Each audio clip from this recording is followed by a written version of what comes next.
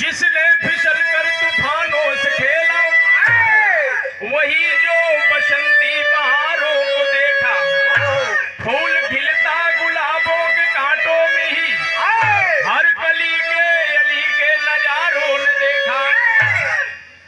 आज सावन सुहावन पूनम की निशान, चांद अंबर में क्यों मुस्कुराने लगा। प्यार भाई बहन का अमर हो गया, आज राखी साक्षी बनाने लगा।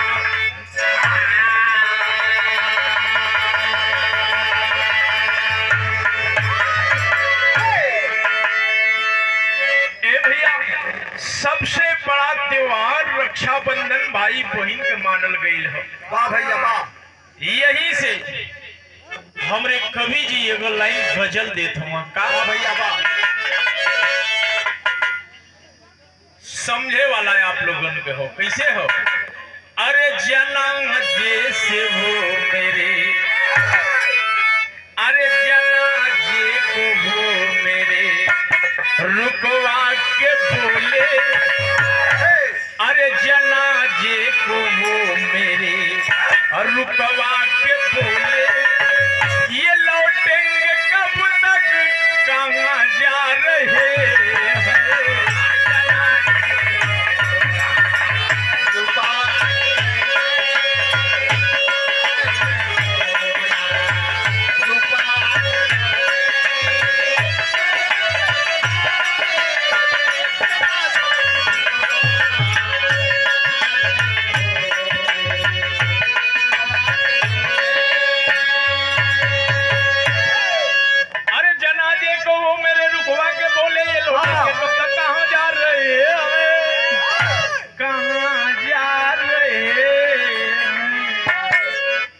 ऊपर से आवाज आई, अरे यहाँ काट कर, अरे यहाँ काट कर जिंदगी की सजाए।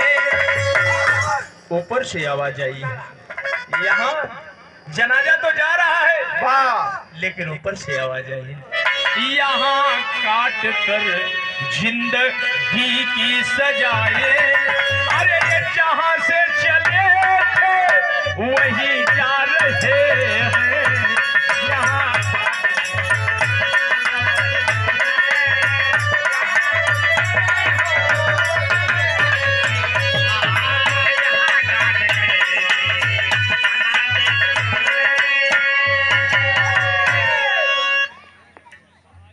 ए भैया, यही लाइन में कवि जी भाव लिखत हो कितना सुंदर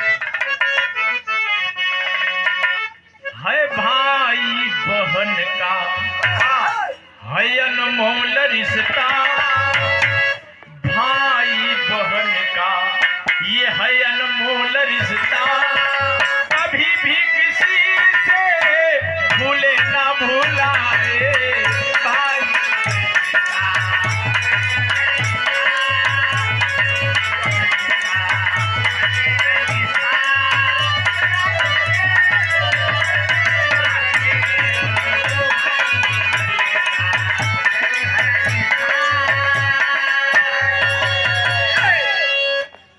लेकिन भाव अगली पंक्ति में कवि जी देत होगा,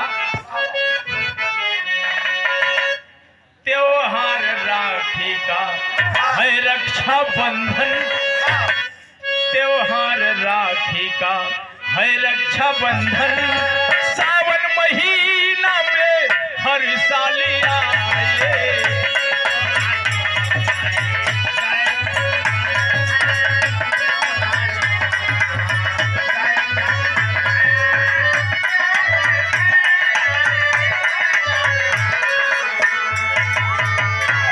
सावन महीना में हर साल रक्षाबंधन आवला भाई बहन का प्यार। वाह भैया वाह। ए भैया, यही से हमारे कहानी की शुरुआत हो गई। कहानी कैसन बा कहवा के,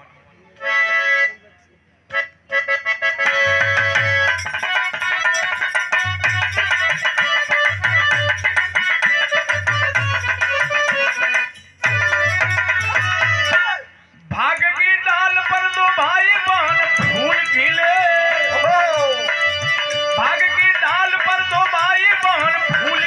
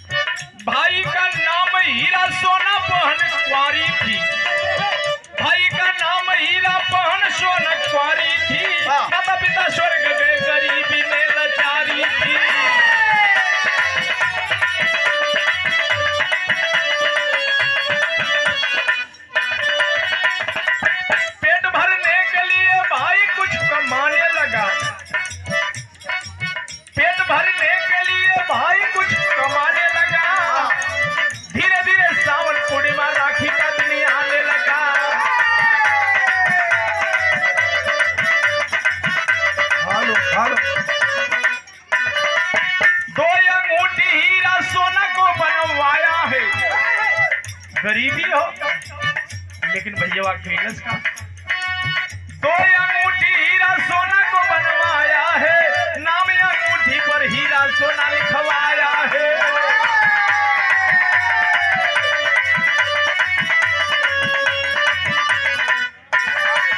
बहन ने राखी बांधी भाई की कलाई में, बहन ने राखी बांधी भाई की कलाई में, भाई ने अंगूठी दिया राखी की बधाई में।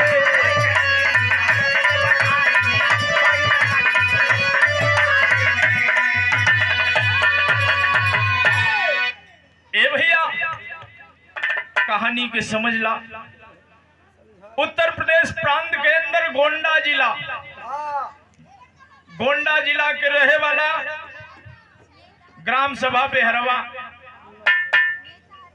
हीरा सोना 2 गो भाई बहन हुआ। वाह भैया वाह। 15 साल के हीरा हुआ, 14 साल के बहन हो। धीरे धीरे समय बीतत हो, मालिक के मंजूर भइल। एक दिन माई बाबू के साया छूट गिल दोनों बचपन से। वाह। माई बाप के साया छूटल हो, बेटवा अनाथ हो गई। अब कैसे हमनी के घर चली, कैसे गृहस्थी चली। ये दुनिया के माई बाबू छोड़ के चल गईलन। धीरे धीरे भैया पेट पार्जन करे खातिर भैया ईटा गारा के मजदूरी करे लगलन। हीरा बहन सोना बैठी है। ए भैया कल रक्षा बंधन न हो, तोरा कलाई में हम राखी बांधब न भैया। हमें कुछ लिए बा कि ना भैया, कह बहनी टेंशन मत ला। ईटा गारा के काम करत रहलन। जाके 2 अंगूठी चांदी के बनवलन हीरा। वो अंगूठिया पे नाम लिखवलन हीरा सोना। हीरा सोना नाम लिखवलन। उस सोना नाम के अंगूठी अपने बहन के पला बांध देलन, कलाई में पहना देलन, राखी के बधाई में दे देलन। लेकिन गरीबी हो ये भैया, धीरे धीरे समय बीतत हो। कहे ये बहनी ईटा गारा से खर्चा ना चली। धीरे धीरे सियान होत बाड़ू, बियाह शादी करे को ही बहनी बड़ा पैसा लगी। हम जाई दिल्ली कमाए। भैया बात सोचे तुम एक दिन अपने बहनी से को बात यह बतिया कलन। का कलन मास्टर?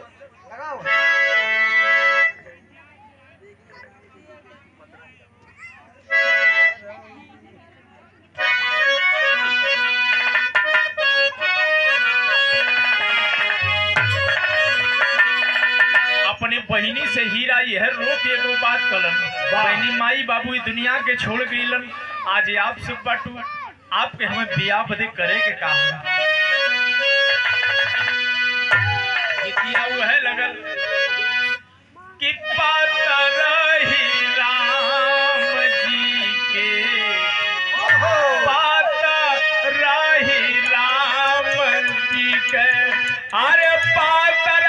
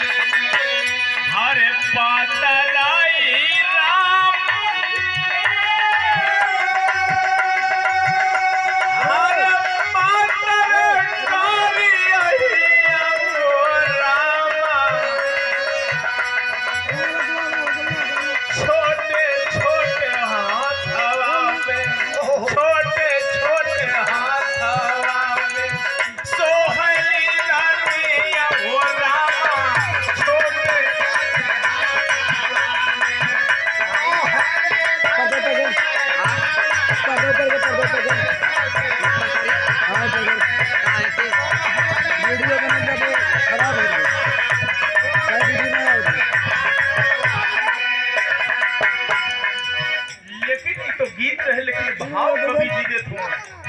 कितना सुंदर भाव बा। बहिनी से बोलल हीरा, बहन से यह बात कलन। बहिनी से बोलल हीरा, माधुरी बचनिया हो रामा। बहिनी से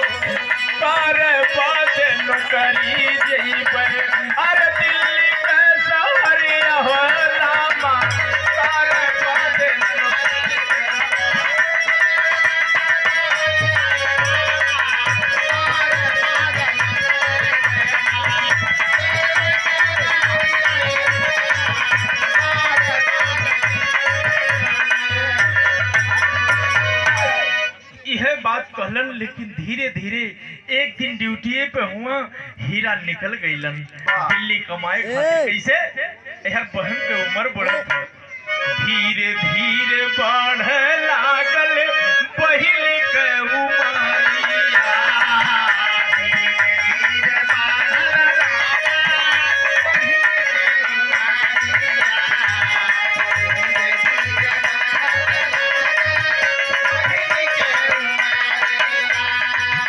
शादिया विवाह खातिर बढ़ल भिखरिया।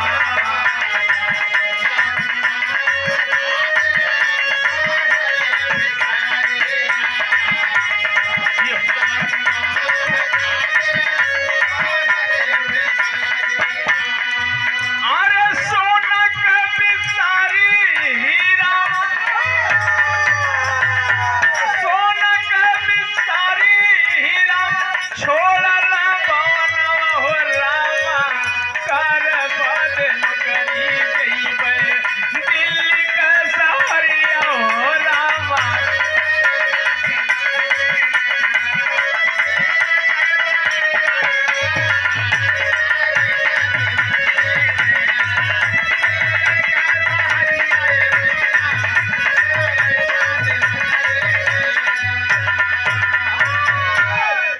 एक दिन के बेला बाद धीरे धीरे स्टेशन पे पहुंचलन, दिल्ली स्टेशन पे पहुंचलन तो भयल का एगो दुर्घटना घटत हो भैया के संग। का एक दिन पहुंच गईले दिल्ली के सहरिया।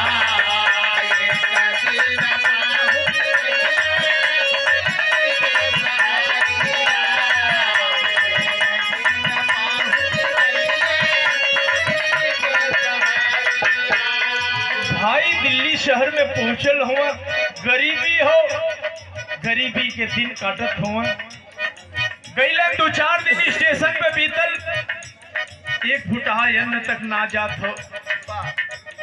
पानी पियत हुआ, पानी पी पी के कितना दिन जीवन पार्जन हुई। ए भैया भयल का एक दिन घटना का घटल, धीरे धीरे पहुंच गईले दिल्ली के सहरिया।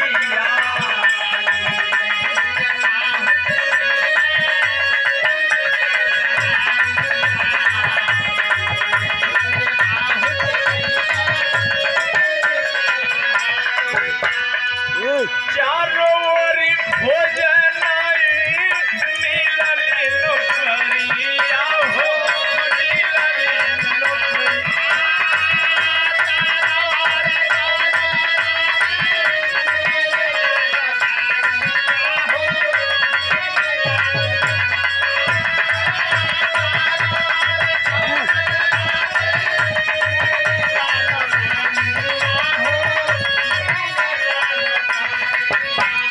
अरे बिगड़ल मनवा कइला, बनिया घर चोरिया हो रामा। अरे बद नौकरी जइबे दिल्ली के सहरिया हो रामा।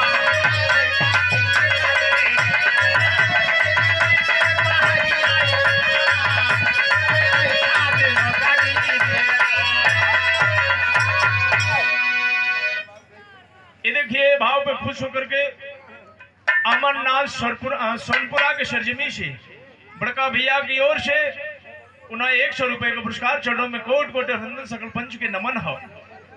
ए भैया करे बदे नौकरी जइबे दिल्ली शहरिया रामा। भैया स्टेशन पे पहुंचल हुआ, खोजत खोजत परेशान हुआ, कहीं नौकरी मास्टर नहीं मिलत हो, गरीबी हो। एगो बनिया के घरे चोरी का कैलन, जाके बिस्किट उस्किट रहे, सोचना कि पेट पापी होला, ताला तोड़ के बाबू वह बिस्किटिया उस्किटिया निकाल के हीरा खाए लगलन। आ ओकरा पहले उपनिया के घरे चोरी भइल रहल, अब बहुत रिवोर केस में लिखोले रहल, थाने में जाके कई लाख के सामान चोरी भइल रहल, पैसा चोरी भइल रहल।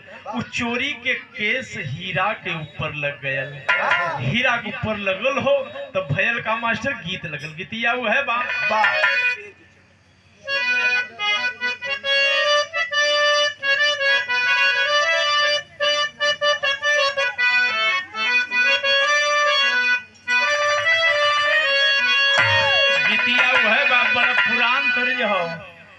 कहाँ सेज चढ़ती।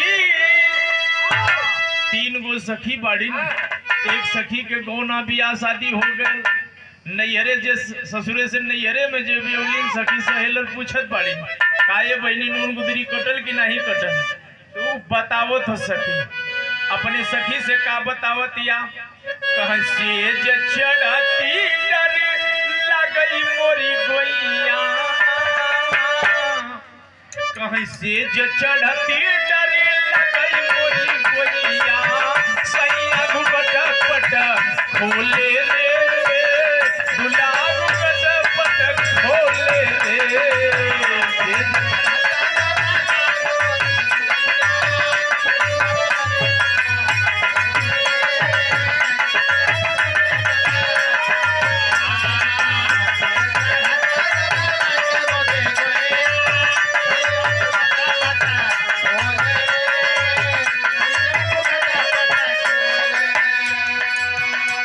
लेकिन ये तो भाव बा तर्ज हो, लेकिन भौआ पे आ जा। हीरा के ऊपर जब केस हो गए रपट लिखाए गए तो हीरा जात कहाँ हुआ। अरे हीरा बनिया घर कैल हमें चोरिया। हीरा बनिया घर कैल हमें चोरिया। पकड़ी जे हल खाले गैल हो। पकड़ी जे हल खाले गैले।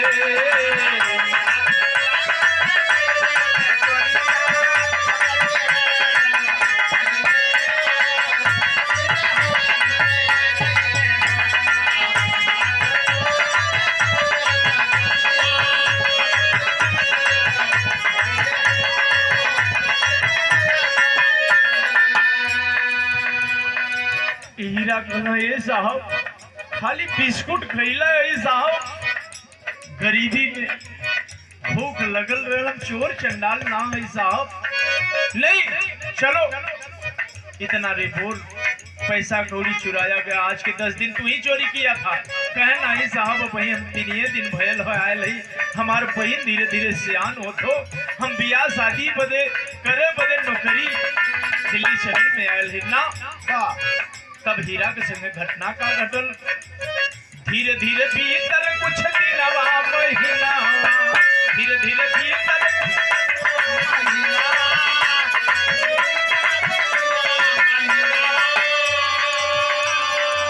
7 साल सजवा सुनाए जज साहब जी समनावा। 7 साल सजवा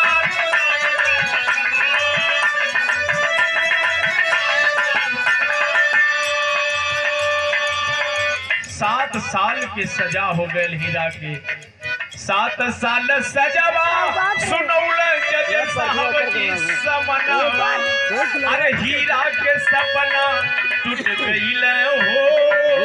हीरा के सपना टूट गईल।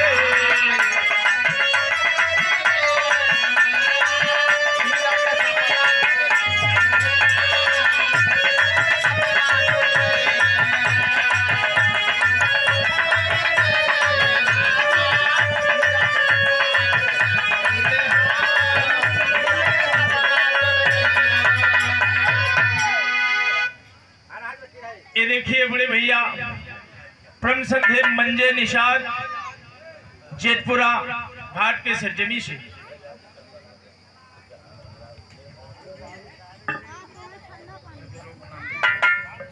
ए भैया बहुत बहुत पुरस्कार बा मालिक शुक्र रखे सकल पंच के नमन हो। 7 साल के सजा हो गए। अब देखे धीरे धीरे समय बीते लगल बाबू। बहन चूहत चूहत परेशान हो भैया।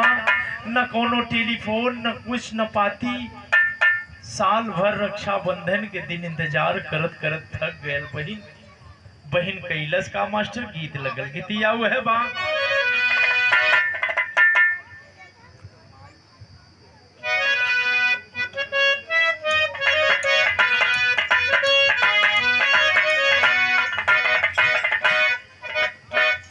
गीतिया है बाम। हरे माई कहे की बिटिया निंगरे बिया हो। माई कहे की बिटिया निंगरे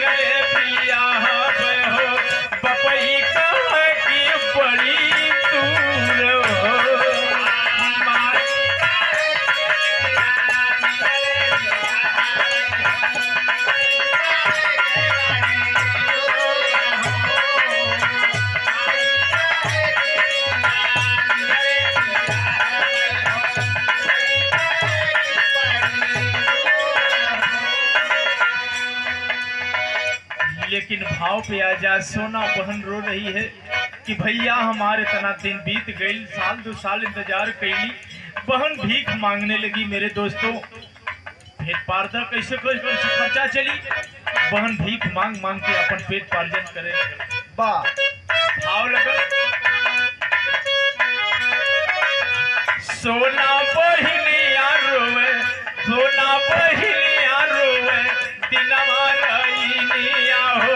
सोना बहिनिया रोवे, दिनवा रईनिया हो। नैनावा से बहे आंसू-धार हो। सोना बहिनिया रोवे,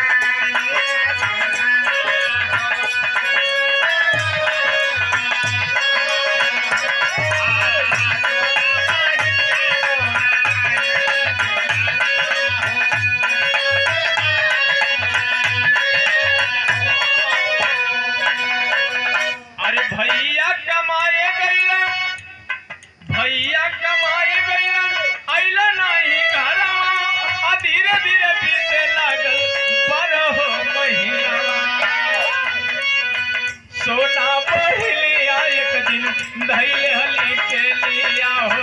सोना बहिलिया एक दिन धैले हली के लिया हो। पहुंच गई पूना के माधार हो। सोना बहिलिया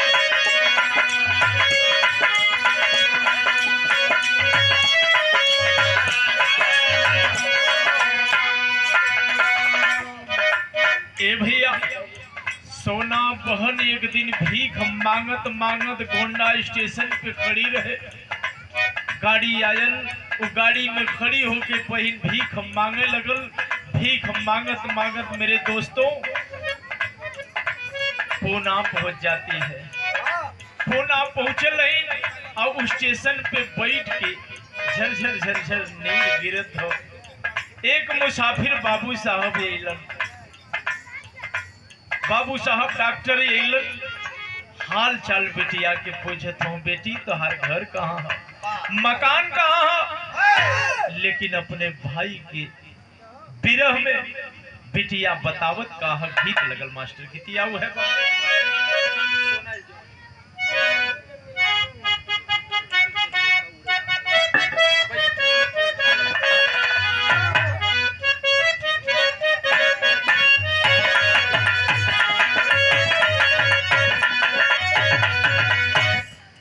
गीतिया वो है बा मास्टर, हमारे रामदेव गुरु जी अपने जवानी के आलम में गावत रहे। अरे सोना से जवानी मरी, अरे सोना से जवानी मरी, हर माटी में मिलावता मुआवता, हई मुआवता से जिया सोवना बोलमुआ तरसावता।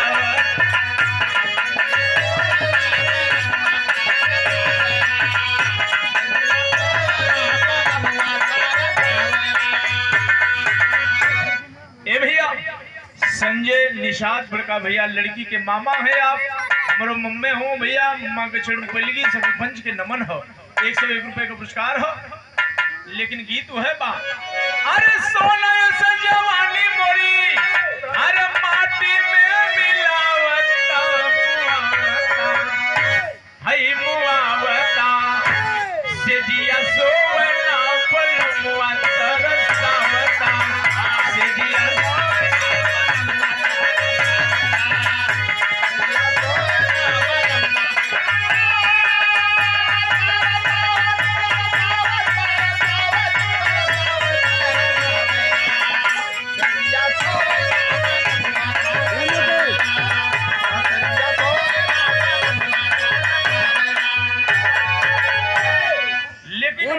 साहब जब ये इलन चिच्चा तो कैलन का जानत हुआ।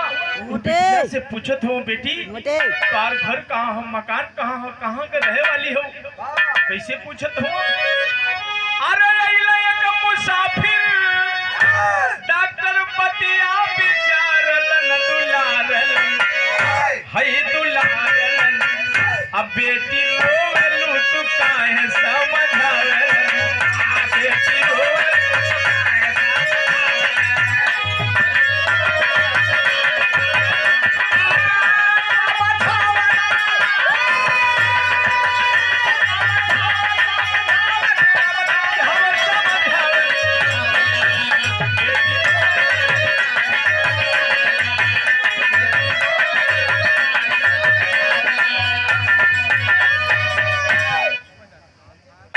बेटी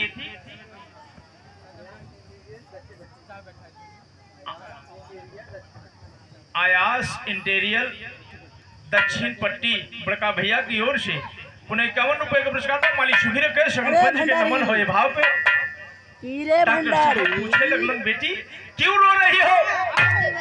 ए साहब वाह ए साहब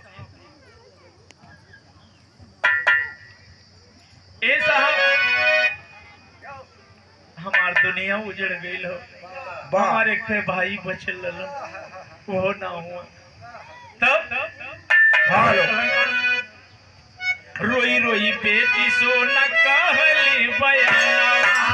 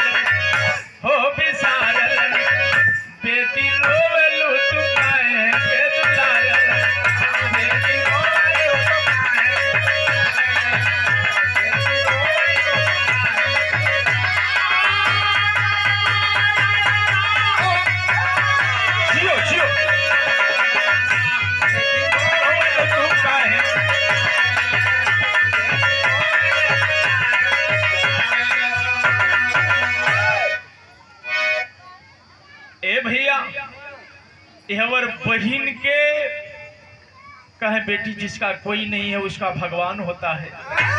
तुम आज से मेरी बेटी हो, मेरी 2 बेटी है, तीसरी बेटी तुम हो। सोना बेटी हमारे घर पे रह जाओ। कहे ठीक हो साहब, आज से भीख मांगना छोड़ दो। आज से तेरा भाई या पिता मुझे मान के आज से हमारे घर पे रहो बेटी। ए भैया धीरे धीरे समय के बेला देखा, पढ़ावे लगलन लिखावे लगलन, धीरे धीरे पढ़ाए लिखाए के वो लड़की दरोगा बन जाती है। सोना दरोगा बन गई पूना में। अभी हवर के घटना देखा, भाई 7 साल सजा काट के जब घरे अइलन का चौकड़ा को बोला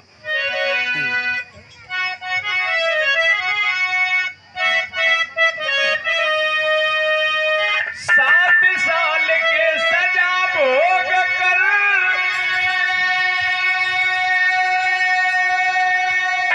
अरे हीरा घर पे आए हैं। भोजन लगे हीरा बहिनी घर में नहीं वो पाए हैं। दिल में बड़ा गलानी भइला, सोना सोना कर चिल्लाए हैं। अरे पकड़ के गाड़ी बहरी बाहर, पकड़ के गाड़ी बहरी बाहर, पूना में वो आए हैं।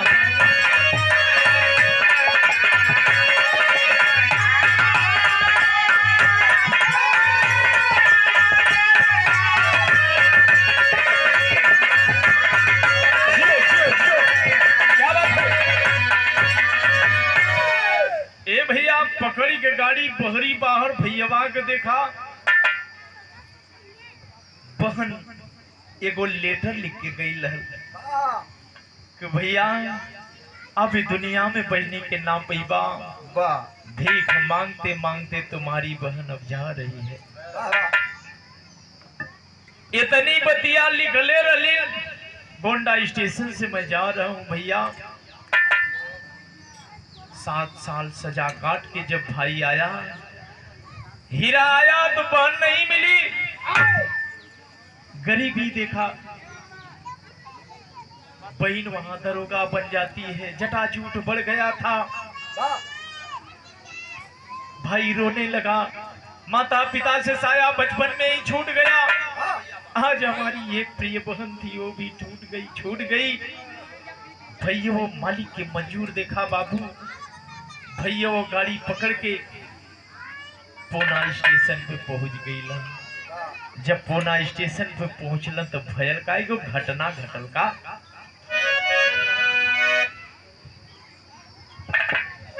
ए भैया खोजत खोजत आवत हम स्टेशनवा पे चिल्लात हम अपने पहली बदे कैसे पपड़ा बोल।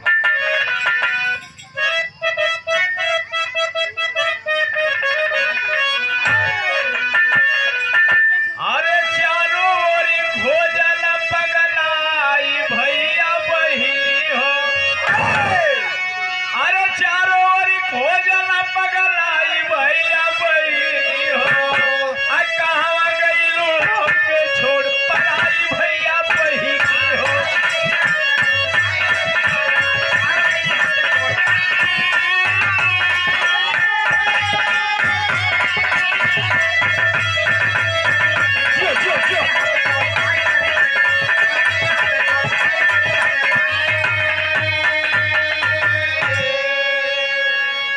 अरे रातों दिन आवे रही हमके चयनवा हो। आ कहवा तू गइलू बहिली छोड़ी के भवनवा हो। अरे कौन ओरी खोज तोहके जाई भैया बहिनी के। आज समझ में हमके ना हिया आई भैया बहिनी के। ए बहिनी कहाँ खोजी बाबा बोलत बा, बाबा बोलत बाबा। तब मालिक की मंजूर का भयल। ए भैया हीरा कैलन का। ए भैया तब भैया स्टेशन पे रोने लगा। बहन नहीं मिली मेरे दोस्तों। मालिक के मंजूर देखा जोने बड़े डॉक्टर साहब के यहाँ सोना थी वहीं दरोगा बन के ड्यूटी करके आती थी। वहीं अपने घर में रहती थी। वर्दी पहनले बाड़ी जा। अब यहवर हीरा कैलन का भूख के मारे फिर तड़पत हो। फिर घटना का घट जात हो। आला के भाव लगल मास्टर।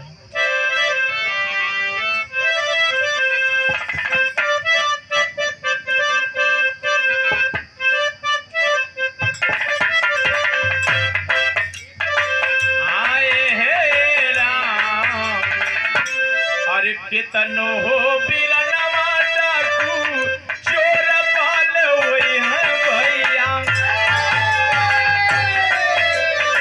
लेकिन नहीं सके अपने बहिनी के दिशा।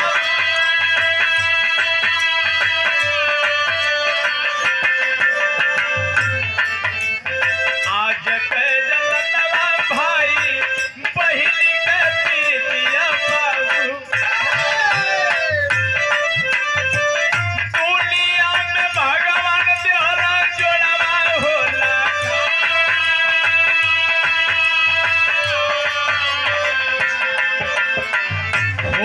खोजत हीरा गइलन पूना के संगरिया भैया।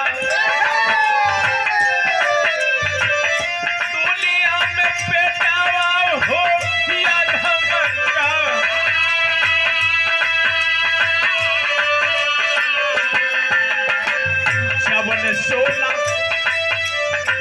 जवन साहब सोना के पलावला बखरिया बाबू। वही घरवा में हीरा चोरिया कर जा।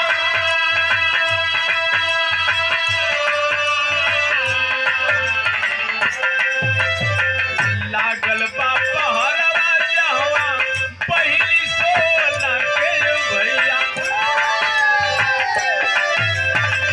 पहली के हाथे हीरा गइल पकड़ा।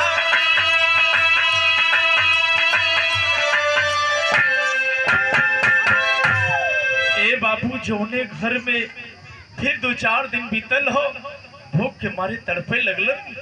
बहिनी दरोगा के ड्यूटी करके आई रहलीन। वर्दी ना उतरले हैं, लेटल हैं। वही घर में डॉक्टर साहब के बूढ़ी माँ रहत रहलीन, बीमार रहलीन। ए भैया जाके हीरा तरह तरह के रसोई में भोजन पानी रखल रहल, खा पी के तृप्त भइलन।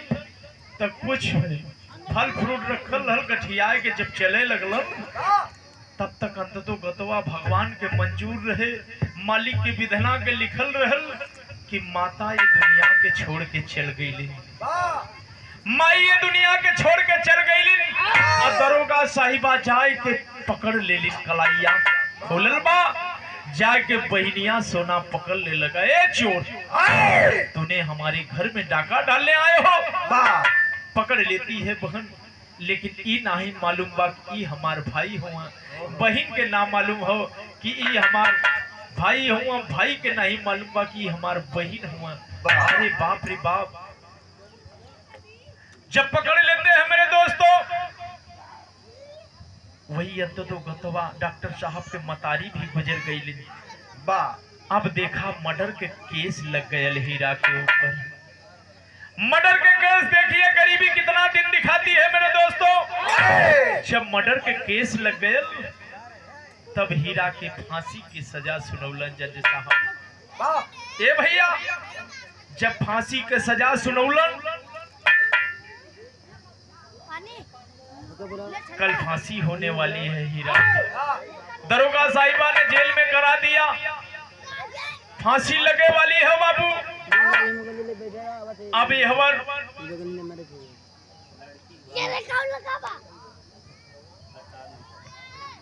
हमारे बड़े भैया प्रसाद निषाद जी की ओर से, प्रताप निषाद जी की ओर से पुनः 100 रुपए का पुरस्कार भाव पे मालिक सुखी रखे। बड़ा भाई है लड़की के, हमारी बहन के बड़े भाई है, चरणों में कोट कोट अभिनंदन, सकल पंच के नमन हो। ए भैया, हीरा के जौने सम्मत फांसी लगे वाली हो, आज हीरा को फांसी होगी।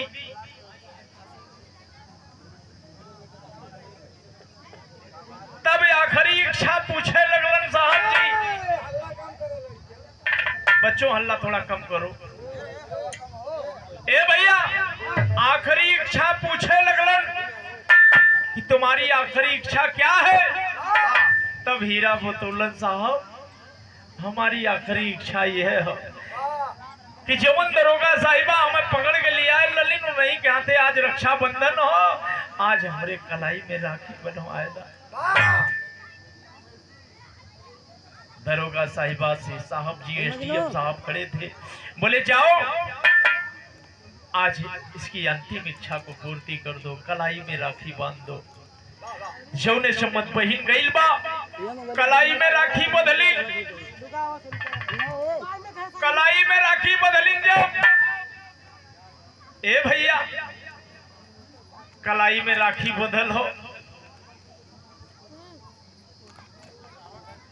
नीचे जैसे ही उतारत है, उतरे जा तनी अंगूठी भैया पहना देले रहे। हीरा नाम के जब बहनिया देखलस, आंख से आंसू टप टप टप टप चुए लगल। अरे ये तो मेरा भाई हीरा है। अरे बाप रे बाप, सब्र के बांध टूट गए। तब तक जल्लादों ने फांसी पे झुला दिए थे। बहन देख के नहीं बर्दाश्त कर सकी। मास्टर मेरे दोस्तों, अंतोदो गतवा हुआ क्या, खड़ी लगल।